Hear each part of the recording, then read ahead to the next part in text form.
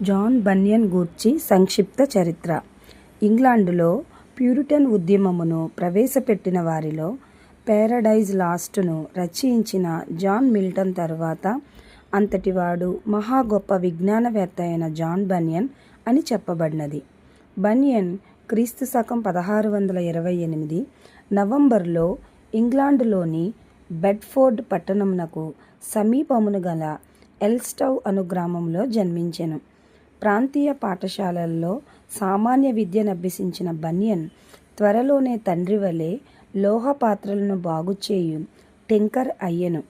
Banyan మొండి ధైర్యము మరియు భక్తిహీనత గల యవనస్తుడు. జీవితమంతయు అతడు తన పాపముల నిమిత్తము పశ్చాత్తాపపడుచుండెను. ఆ రోజులలోనున్న యవనస్తుల వలె అతడు త్రాగుబోతూ వ్యభిచారి కాకపోయినను శపించుట, ఒట్టు పెట్టుకొనుట, అబద్ధమాడుట, దేవుని పవిత్ర నామమును దూషించుట, బూతులాడుట అను నేరముల విషయములో తాను నిందితుడనని ఒప్పుకొనెను. ఒక దినమున బన్యన్ తన పొరుగువాని ఇంటి కిటికీ వద్ద తన అలవాటు చొప్పున పిచ్చివానిగా నటించుచు బూతులాడుచుండగా ఆ ఇంటి స్త్రీ తానే స్వతహాగా మిక్కిలి చెడ్డదైనప్పటికీ ఆమె కూడా బన్యన్ తిట్టుచున్న బూతులు విని, వీడు నన్నే తన బూతులతో భయపెట్టి వణుకున్నట్లు చేయుచున్నాడు, నేను చూచిన దుష్టులందరిలో వీడే చెడ్డగా బూతులాడువాడు, ఊరిలోనున్న యవనస్తులందరినీ చెరిపివేయుటకు వీడొక్కడు చాలుననెను. బన్యన్ ఆ మాటలు విని మిక్కిలి సిగ్గుపడి, బూతులు లేకుండా మాట్లాడుటకు నా తండ్రి నాకు నేర్పునట్లు మరలా నేను చిన్న బాలుడనై యుండగోరుచున్నానెను. తరువాత అతడు నాట్యము, టిప్ కాట్ అను ఆటలను ముఖ్యముగా ఆదివారము ఆరాధన తరువాత ఆడుచున్నందున అతని మనస్సాక్షికి ఎంతో బాధ కలిగినది. ఒక ఆదివారము సబ్బాతును ఆచరించకపోవుటలోని దోషమును గూర్చిన ఉపన్యాసము స్థానిక సంఘ పాదిరి నుండి వినిన తరువాత ఆ గ్రామపు పచ్చని మైదానంలో టిప్ కాట్ అను ఆట ఆడుచున్నప్పుడు ఒక శబ్దము అతనితో, నీవు నీ పాపములను విడిచి పరలోకమునకు వెళ్ళెదవా, లేక పాపములతోనే నరకమునకు వెళ్ళెదవా అనెను. ఆ శబ్దము విని బన్యన్ మిక్కిలి భయపడి, నేను మహాపాపిని, క్రీస్తు నన్ను క్షమించడు, కాబట్టి నేను మిక్కిలి దురవస్థలో ఉన్నాను, నా పాపములను నేను విడిచిపెట్టినను దౌర్భాగ్యుడనే, వాటిని అనుసరించినను దౌర్భాగ్యుడనే, ఏ విధముగానైనను నాకు నాశనమే కలుగును, గనుక నా పాపములు ఎక్కువైతేనేమి తక్కువైతేనేమి అనుకొని తన బాధను నిరాశ చేతనే తప్పించుకొనగోరెను. బన్యన్ అదే సమయములో బెడ్ఫోర్డ్ పట్టణమునకు వెళ్ళి అచ్చట కొందరు పేదలైన స్త్రీలు ఒక ఇంటి ద్వారమునొద్ద కూర్చొని దైవిక సంగతులను గూర్చి మాట్లాడుకొనుచుండుట చూచెను.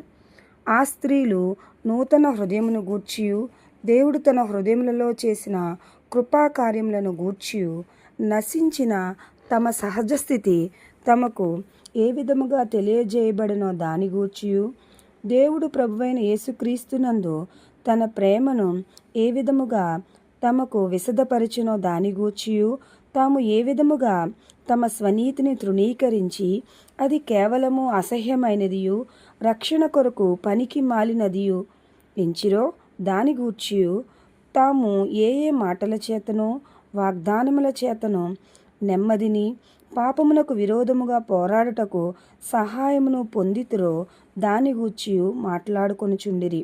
వారు ఆ విధముగా తమ సంతోషము వలన బలవంతము చేయబడి మాట్లాడుకొనిరని అతడు తెలుసుకొనెను. కానీ ఆ స్త్రీలు మాట్లాడుకొనిన సంగతులు అతనికేమాత్రము అర్థము కాలేదు. గనుక అతడు తనకింకా ఆత్మీయాభివృద్ధి కలుగలేదని తలంచుకొని దానిని గూర్చి మిక్కిలి విచారపడుచు పరిశుద్ధ గ్రంథమును చదువుట ప్రారంభించెను. ఇంగ్లాండులో జరిగిన అంతర్యుద్ధ కాలములో బన్యన్ క్రీస్తు శకం 1644 నుండి 1647 వరకు పార్లమెంటు సైన్యములో పనిచేసెను. సైన్యములో నున్నప్పుడు అతని ప్రక్కన నిలువబడి కావలి కాయుచున్న తోటి సైనికునికి తలలో తోట దూసుకొని పోయెను. అది తన పాపములను తన ఆత్మస్థితిని గూర్చి దీర్ఘముగా ఆలోచన చేయుటకు బనియన్ను ప్రేరేపించినది. అతడు తన పాపస్థితిని తెలుసుకొని తాను చేసిన పాపములను జ్ఞాపకం చేసుకొని కృంగిపోయి తాను ఒక పురుగు కంటే నీచుడనై ఉన్నానని అనుకొని బెడ్ఫోర్డ్లోని పేద స్త్రీల వలె ఆత్మీయముగా నుండవలనని కోరుకొనెను. సైనికోద్యోగమును వదిలిన తర్వాత బనియన్ వివాహము చేసుకొనెను.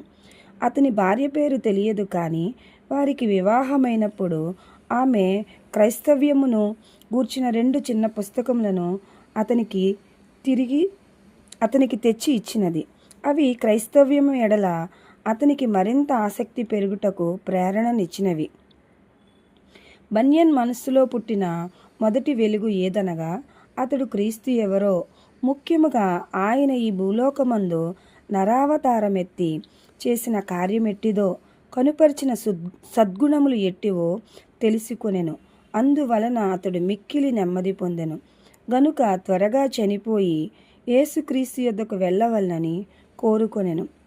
ఆ తరువాత సూర్యుడు మేఘముతో ఆవరింపబడి ఉన్నట్టు భీకరమైన చీకటి కాలము తిరిగి బనియన్కు వచ్చెను. అగ్ని బాణముల వంటి చెడ్డ తలంపులు విరోధి చేత అతని మనస్సులో పుట్టించబడెను. ఒకప్పుడు ఇస్కరియోతు యూదా వలె ఈ లోకములోని ధన సంపదల కొరకు తన రక్షకుని అమ్మివేయుటకు భయంకరమైన శోధనలోనికి వచ్చెను. మరొకసారి మిక్కిలి బాధతో ఆత్మహత్య చేసుకొనవలన తలంపులు పుట్టెను. ఇట్లు ఈ శోధనలతో 2-3 సంవత్సరములు బనియన్ వేదన నొందెను. అప్పుడు సూర్యుని కిరణముల చేత చీకటి ఎలాగు పోవునో అలాగున దేవుని వాక్యము వలన అతని హృదయాంధకారము పోయెను. అతడు పరిశుద్ధ గ్రంథమందలి సత్యవేదము తెలుసుకొని క్రమక్రమముగా నెమ్మది పొందెను. దేవుని వాక్యమును బట్టి కాక వేరే కారణముల ద్వారా వచ్చు ఆదరణ యందు నమ్మిక ఎంచకూడదని బనియన్ తన అనుభవం వలన నేర్చుకొనెను. అతనికి ఎక్కువ ఆదరణ కలుగజేసిన లేఖనములు ఏవనగా, నా కృప నీకు చాలును, నా యొద్దకు వచ్చు వానిని నేనెంత మాత్రమును బయటకు త్రోసివేయను. 2 కొరింథీ 12వ అధ్యాయము 9వ వచనము, యోహాను 6వ అధ్యాయము 37వ వచనము. క్రీస్తు శకం 1653లో అతడు బెడ్ఫోర్డ్లోని పరిశుద్ధ యోహాను సంఘమునకు చెందిన నాన్ కన్ఫర్మిస్టు అను ప్రొటెస్టంట్లలోని ఒక శాఖకు చెందిన వారిని కలుసుకొనెను. అది కాంగ్రెగేషనల్ సామాజిక సంఘమైనను వారు నీటి బాప్తిస్మమును ఆచరించుదురు గనుక అనేకులు దానిని బాప్టిస్టు సంఘముగా భావించిరి. అయినప్పటికీ అతని మానసిక కలహము పూర్తిగా అంతము కాలేదు. సాతాను తంత్రముల వలన బనియన్కు ఘోరమైన శోధనలు వచ్చెను. అయినను పరిశుద్ధ లేఖనములతో అతడు వాటిని అణిచివేసెను. ఒకప్పుడు అతనికి క్షయరోగము వలన చనిపోవు పరిస్థితి వచ్చినప్పుడు, నేను దేవుని సన్నిధికి వెళ్ళుటకు సిద్ధముగా ఉన్నానా అని తన ఆత్మస్థితిని విమర్శించుకొనినప్పుడు లెక్కలేనని పాపములు అతనికి జ్ఞాపకము వచ్చినవి. అప్పుడతడు, నేను ఇకను బ్రతుకకూడదు, చచ్చుటకు తెగించలేనను 2 ఆలోచనల మధ్య మిక్కిలి ఇబ్బంది పడుచు తన ఇంటి లోపల అటు ఇటు తిరుగుచుండగా, నమ్మువారు ఆయన కృపచేతనే క్రీస్తు యేసునందలి విమోచనము ద్వారా ఉచితముగా నీతిమంతులని తీర్చబడుచున్నారు అను వాక్యము రోమా 3:24 అతని హృదయమునకు తగిలి మిక్కిలి ఆదరణ పొందెను. అటు తరువాత అనతి కాలములోనే జాన్ బనియన్ బెడ్ఫోర్డ్ చుట్టుపక్కల గ్రామములలో గొప్ప ఆసక్తితోనూ వాక్చాతుర్యముతోనూ బోధించుట వలన అతడు చెప్పునది వినుటకు ప్రజలు సమూహములుగా వచ్చుచుండిరి. రాజైన 2వ చార్లెస్ క్రీస్తు శకం 1660లో సింహాసనంను తిరిగి ఆక్రమించి ఇంగ్లాండు సంఘం యొక్క సర్వాధికారమును పునరుద్ధరించి ఇంగ్లాండు స్కాట్లాండులలోని నాన్ కన్ఫర్మిస్టులను ప్రెస్బిటేరియన్లను మరలా హింసింపనారంభించెను. బనియన్ నాన్ కన్ఫర్మిస్టు సమావేశములను నిర్వహించుట, నిషేధింపబడిన ఆజ్ఞలను ఉల్లంఘించుట వలన వారు అతనిని నిర్బంధించి బెడ్ఫోర్డ్ చెరసాలలో వేసిరి. అతడక్కడ 12 సంవత్సరములు గడిపెను. నాన్ కన్ఫర్మిస్టు సిద్ధాంతములను ఉపదేశింపనని వాగ్దానం చేసినచో అతడు కోరిన ఏ సమయములోనైనా శాశ్వత స్వాతంత్ర్యమును పొంది ఉండేవాడు. కానీ బనియన్ ఆ అవకాశమును త్రోసిపుచ్చి వారితో, ఈరోజు మీరు నన్ను విడుదల చేసినచో రేపు మరలా నేను తప్పక బోధించెదను అని చెప్పెను. అతనిని నిర్బంధించి కారాగారంలో వేసిన దానిని గురించి అతడిట్లు వ్రాసెను. నేను న్యాయాధిపతి యొద్దకు వెళ్ళక పూర్వము నీ చిత్తమే సిద్ధించునుగాక అని నేను దేవుని వేడుకొంటెను. నా చెరసాల వాసము దేశములోని పరిశుద్ధులకు కనువిప్పు కలిగించిన ఆశలు నాలో లేకపోలేదు. ఆ విషయమును దేవునికి అప్పగించి తిని నేను తిరిగి వచ్చినప్పుడు చెరసాలలో నా దేవుని ప్రీతిగా కలుసుకొంటిని. ఆ రోజులలో చెరసాలల అధ్వాన్న పరిస్థితిని బట్టి అతడెంతో బాధపడినను మిక్కిలి దుఃఖకరమైనది అతని కుటుంబము శ్రమల పాలగుట మరియు అతడు వారిని విడిచియుండుట. అతని మొదటి భార్య చనిపోయినది. నిర్బంధింపబడుటకు కొద్ది కాలము ముందు అతడు మరలా వివాహము చేసుకొనెను.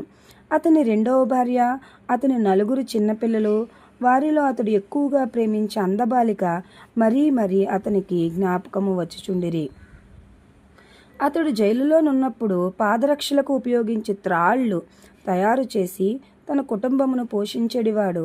ఆ పని చేయనప్పుడు అతడు తనతో తీసుకొని వచ్చిన 2 పుస్తకములు, King James Bible, John Foxe హతసాక్షుల గ్రంథములను చదివి తోటి ఖైదీలకు వాక్యము బోధించుచుండెను.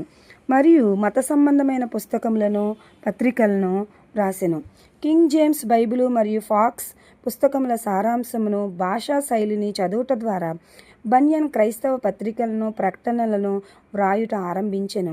అందలి మాటలు తన సొంత మగ వరకు అతడు బైబిల్లోనే జీవించినని చెప్పబడినది.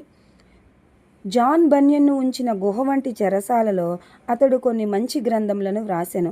క్రీస్తు శకం 1666లో పాపులలో ప్రధానుడైన వానికి చూపించబడిన అమితమైన కృప, grace abounding to the chief of sinners అను ఆత్మీయ స్వీయ చరిత్రను బన్యన్ వ్రాసెను.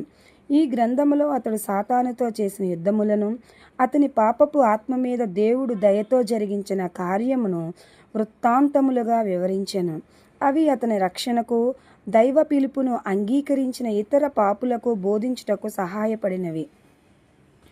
క్రీస్తు శకం 1672లో 2వ చార్లెస్ రాజు ప్రెస్బిటేరియన్లకు వ్యతిరేకముగానున్న చట్టములను రద్దు చేయుటచే బన్యన్ విడుదల పొందెను. 3 సంవత్సరముల తరువాత రోమా సంఘమునకు విరుద్ధమైన బోధలు చేయుచున్నందున అతనిని తిరిగి 6 నెలలు చెరసాలలో ఉంచిరి. చెరసాలలో ఉన్న ఆ సమయములోనే అతడు పరలోక పట్టణమునకు క్రైస్తవుని ప్రయాణము అందలి ఇతివృత్తమును వివరించుచు యాత్రికుని ప్రయాణము, ద పిల్గ్రిమ్స్ ప్రోగ్రెస్ అను ఈ గ్రంథము యొక్క మొదటి భాగమును వ్రాసెను. ఇది క్రీస్తు శకం 1678లో ప్రచురించబడినది. ఈ పుస్తకము ఇప్పటి వరకు వ్రాయబడిన నవలా గ్రంథములలో ప్రథమమైనదిగా గుర్తించబడినది. తరువాత బన్యన్ పరిశుద్ధ పోరాటము, ద హోలీ వార్ అను పుస్తకమును వ్రాసి క్రీస్తు శకం 1680లో దానిని ప్రచురించెను. యాత్రికుని ప్రయాణము అను ఈ పుస్తకమును అతడు వ్రాసి ఉండకపోతే ఇది అతడు వ్రాసిన పుస్తకములలో మిక్కిలి గొప్పదై ఉండేది. తరువాత బన్యన్ క్రైస్తవరాలి యొక్క తీర్థయాత్ర అను ఇతివృత్తము కలిగిన యాత్రికుని ప్రయాణము 2వ భాగమును వ్రాసెను. ఇది క్రీస్తు శకం 1684లో ప్రచురించబడెను. బన్యన్ యాత్రికుని ప్రయాణము అని ఈ పుస్తకమును వ్రాయిచున్నప్పుడు దీనిని ఒక గొప్ప కళాఖండముగా తీర్చిదిద్దవలెనన్న తలంపు అతనికి లేదు. కింగ్ జేమ్స్ బైబిలు, కొన్ని క్రైస్తవ పుస్తకములు, ఫాక్స్ రాసిన హతసాక్షుల గ్రంథము మినహా అతడు ఇతర పుస్తకములు చదవలేదు. ఒక సామాన్య సందేశమును ప్రజలకు అందింపవలన ఉద్దేశముతో వారు అర్థము చేసుకుని భాషా రీతిలో మాత్రమే అతడు దీనిని వ్రాసెను. కథ వ్రాయుట కష్టము కాదు. కథలోని క్రైస్తవుడు తానే కనుక ఆ బాధలు అతనివే కనుక బన్యన్కు ఆత్మీయ పోరాటములు బాగుగా తెలియను. తన ప్రజలకు సేవ చేయుటలో మిక్కిలి సంతోషమును పొందిన బెడ్ఫోర్డులోని తన ప్రియ సంఘంతో జాన్ బన్యన్ తన జీవితం యొక్క చివరి సంవత్సరములు గడిపెను. అయితే తరచూ చుట్టుప్రక్కల గల పట్టణములలోనూ, లండన్లోని ప్రెస్బిటేరియన్ దేవాలయములలోనూ వాక్యము బోధించెను.